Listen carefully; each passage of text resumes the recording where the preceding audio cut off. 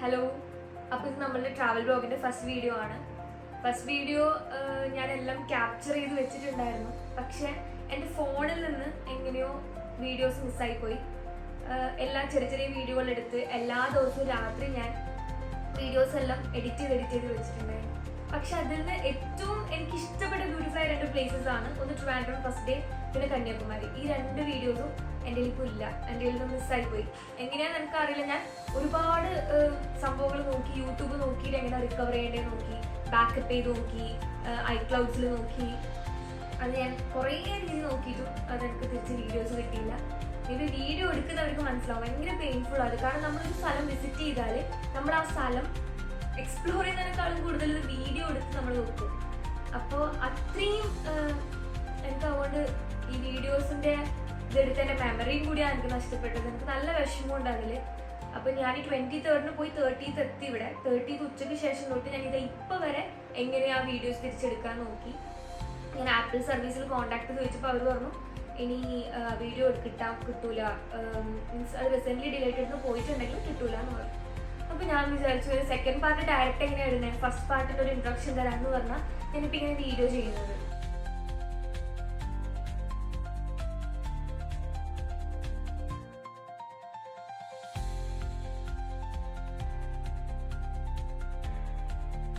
അപ്പോൾ നമ്മൾ first day 24th രാവിലെ ഒരു 3:50 ഒക്കെ ആകുമ്പോൾ നമ്മൾ ട്രിവാൻഡ്രത്തെത്തി.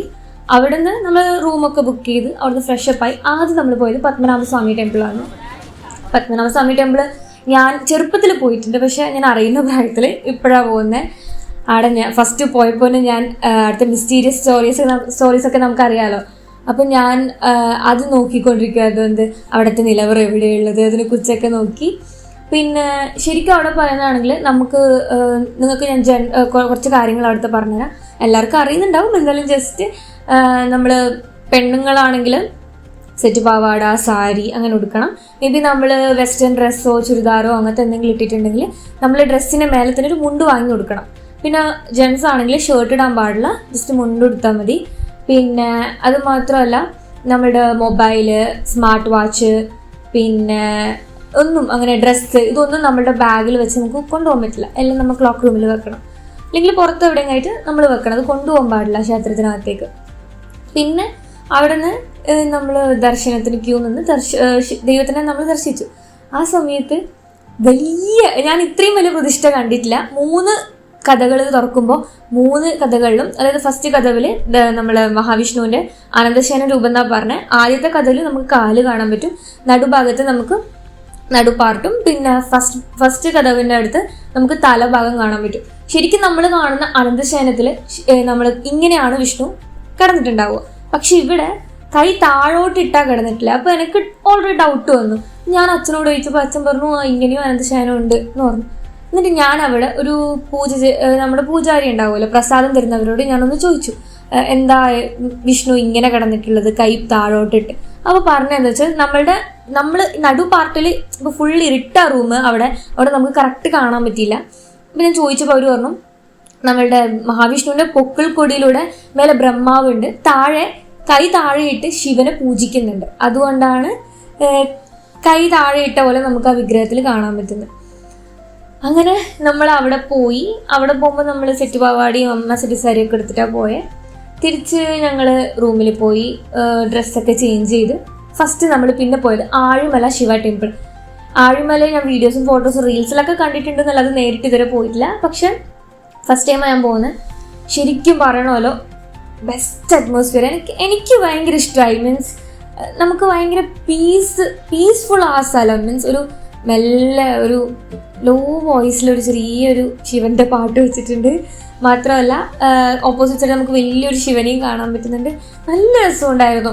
അവിടുന്ന് പുറത്തേക്ക് നോക്കുമ്പോൾ കടലാണ് ഉണ്ടായേ.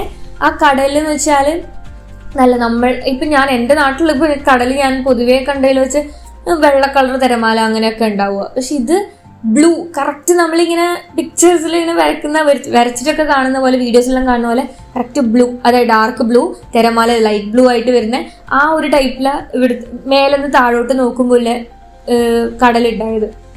പിന്നെ അവിടെ നിന്ന് യൂഷ്വലി നല്ല സീനറീസ് ആയതുകൊണ്ട് കുറച്ച് ഫോട്ടോസും വീഡിയോസും ഒക്കെ എടുത്ത് ഞങ്ങൾ പിന്നെ രണ്ടാമത് പോയത് പൂവാർ ബാക്ക് വാട്ടർ ലേക്ക്. അവിടെ ഓരോരോ ബഡ്ജറ്റും നമുക്ക് എത്ര പ്ലേസസ് കാണാൻ പറ്റും, അല്ലെങ്കിൽ ഇത്ര മണിക്കൂർ ഇത്ര പൈസ എന്നുള്ള രീതിയിൽ എഴുതി വെച്ചിട്ടുണ്ടായിരുന്നു. അങ്ങനെ ഞങ്ങൾ ഒരാളോട് ചോദിച്ച് ഞങ്ങൾ 14 പ്ലേസ് വിസിറ്റ് ചെയ്യുന്ന 2 hours പാക്കേജ് എടുത്തിട്ട് ബാക്ക് വാട്ടറിൽ പോയി. ശരിക്കും എൻ്റെ വീഡിയോ മിസ്സായപ്പോൾ ഇതൊക്കെ പോകുമ്പോൾ നല്ല വിഷമമുണ്ടായിരുന്നു. കാരണം ഈ പൂവാർ വാട്ടർ ലേക്കിൽ പോയ സമയത്ത് കുറേ പിക്ചേഴ്സ് ഞങ്ങൾ എൻ്റെ ഫോണിൽ ആ വീഡിയോസിൽ നമ്മൾ എടുത്തു വെച്ചു. ഞങ്ങളെ മൊമെൻറ്റ്സും പിന്നെ പുറത്ത് കാണുന്നതും എല്ലാം അടിപൊളിയായിരുന്നു. അവർ ഫസ്റ്റ് ഞങ്ങൾ ഒരു 14 പ്ലേസസ് നമ്മളെ കാണിച്ചിട്ടുണ്ടായിരുന്നു. അതിൽ മാംഗ്രൂവ് ഫോറസ്റ്റ്, നമ്മൾ ഫോറസ്റ്റിൻ്റെ നടുവിൽ കൂടി ബോട്ട് പോകുന്നത്, അത് നല്ല രസമാണ്. ഒരുമാതിരി നല്ല ഫീലായിരുന്നു അത്. അതിനുശേഷം നമ്മൾ ഫ്ലോട്ടിംഗ് ആയിട്ടുള്ള റിസോർട്ട്സ് നമ്മൾ കാണിച്ചു തന്നു. പിന്നെ നമ്മൾ അവിടെ എലിഫൻറ്റ് ഷേപ്പിലുള്ള റോക്ക്, പിന്നെ തമിഴ്നാട് ബോർഡർ എത്തുന്ന ഒരു ബ്രിഡ്ജ്, പിന്നെ കോക്കനട്ട് ഐലൻഡ്, പിന്നെ അങ്ങനെ ഒരു മാതാവിൻ്റെ ഒരു കുരിശൊക്കെ ഉള്ള ഇതുണ്ട്, അവിടെ കാണിച്ചു തന്നു. അങ്ങനെ പോകുമ്പോൾ ഒരു 14 പ്ലേസസ് വിസിറ്റ് ചെയ്യാൻ ഡീറ്റെയിൽസ് ഒക്കെ ഞാൻ ആ വീഡിയോയിലായിരുന്നു. എനിക്കത് കറക്റ്റ് സ്ഥലത്തിൻ്റെ പേര് പറയാൻ ഓർമ്മയില്ല. ഇതൊക്കെ കഴിഞ്ഞ് നമ്മളെ ലാസ്റ്റ് കൊണ്ട് ഇറക്കുന്നത് അവർ ഒരു ഐലൻഡിൽ, അതായത് ഗോൾഡൻ സാൻഡ് ബീച്ച് ഐലൻഡിലേക്ക് നമ്മൾ ഇറക്കുന്നത്. അവിടെ നമുക്ക് കുറച്ച് ടൈം സ്പെൻഡ് ചെയ്ത് തിരിച്ചു വരാം. അതായത് ഒരു 15-20 മിനിറ്റ്സ് അവിടെ പോയി കുറച്ച് ഫോട്ടോസും വീഡിയോസും ഒക്കെ എടുത്ത് നമ്മൾ തിരിച്ചു വന്ന് ഇതേപോലെ നമ്മൾ പോയ വഴിയല്ല, ഓപ്പോസിറ്റ് കുറച്ച് വഴിയുണ്ട്, ആ വഴിയിലേ വരുന്ന മാംഗ്രൂവ്സ് അതൊക്കെ ഉണ്ട് അവിടെ. അത് കഴിഞ്ഞ് നമ്മൾ തിരിച്ചു വന്നു. പിന്നെ നമ്മൾ ഫുഡൊക്കെ കഴിച്ച് കോവളം ബീച്ചിലേക്ക് പോയി. കോവളം ബീച്ചിൽ അങ്ങനെ അധികം ടൈം സ്പെൻഡ് ചെയ്തില്ല, കാരണം അത്ര വെയിലായിരുന്നു. പിന്നെ ഓൾറെഡി നമ്മൾ അടുത്ത സ്പോട്ടിലേക്ക് പോകാമെന്ന് വിചാരിച്ചു.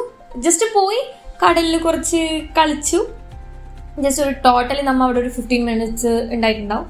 പിന്നെ നമ്മൾ തിരിച്ച് നമ്മൾ പോയത് നാപ്പിയർ മ്യൂസിയം, പിന്നെ കനകക്കുന്ന് പാലസ്. ഇവിടെ പോയേ കനകക്കുന്ന് പാലസിൻ്റെ അകത്ത് ഞങ്ങൾ അന്ന് കയറിയില്ല. കാരണം എന്താ വെച്ചാൽ അവിടെ എന്തോ എക്സിബിഷൻ നടക്കുന്നുണ്ട്. അപ്പോൾ അതുകൊണ്ട് തന്നെ നമുക്ക് അതിൻ്റെ അകത്തേക്ക് പോകാൻ പറ്റിയില്ല. പിന്നെ രണ്ടാമത് നമ്മൾ പോയത് നാപ്പിയർ മ്യൂസിയത്തിൽ കുറച്ച് സമയം വിസിറ്റ് ചെയ്തു. പിന്നെ അവിടെ മുമ്പ് ഞാൻ ചെറുപ്പത്തിൽ പോയി. അപ്പോൾ ചെറുപ്പത്തിൽ ഞാൻ എടുത്ത ഫോട്ടോസ് ഇപ്പോൾ ഒന്നുകൂടി ഫോട്ടോസ് എടുത്ത് റീക്രിയേറ്റ് ചെയ്തു. ഞാൻ അങ്ങനെ പെർഫെക്റ്റ് ആയിട്ടല്ല, മീൻസ് ആ ഒരു സ്പോട്ടൊക്കെ കാണുമ്പോൾ മുമ്പ് നമ്മൾ നിന്നൊരു സ്ഥലമാണല്ലോ എന്ന് വെച്ച് ഞാനൊന്ന് 2-3 ഫോട്ടോസൊക്കെ എടുത്ത് അവിടുന്ന്. പിന്നെ അത് കഴിഞ്ഞ് നമ്മൾ അവിടെ തന്നെ കുറച്ച് ടൈം സ്പെൻഡ് ചെയ്തു. അവിടെ ബെസ്റ്റ് ഔട്ട് ഓഫ് വേസ്റ്റ് എന്ന് പറഞ്ഞിട്ട് വേസ്റ്റ്, അതായത് നമ്മൾ പ്ലാസ്റ്റിക് കവറ്, കുപ്പി ഇതൊക്കെ വെച്ചിട്ട് കുറേ മോഡൽസ് ഒക്കെ എടുത്ത് വെച്ചിട്ടുണ്ടായിരുന്നു. അപ്പോൾ നമ്മൾ അതൊക്കെ കുറച്ച് നോക്കിയിരുന്ന് അവിടെ ഇരുന്ന് ടൈം സ്പെൻഡ് ചെയ്തു.